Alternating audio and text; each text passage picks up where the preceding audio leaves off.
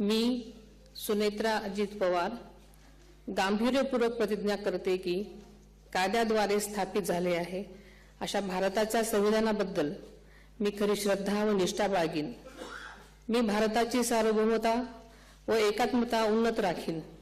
मी महाराष्ट्र राज्याची उपमुख्यमंत्री म्हणून माझी कामे निष्ठापूर्वक व सद्विवेक बुद्धीने पार पाडेन आणि संविधान व कायदा यानुसार सर्व तऱ्हेच्या लोकांना मी गांभीर्यपणे व निपक्षपातीपणे तसेच कोणाच्याही विषयी ममत्वभाव किंवा आकस न बाळगता न्याय वागणूक देईन।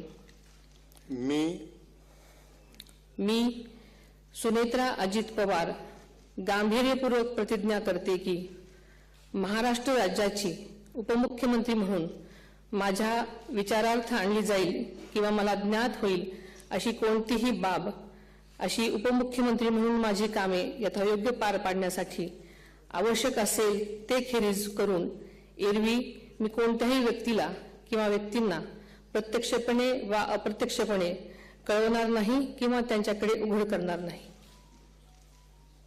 धन्यवाद।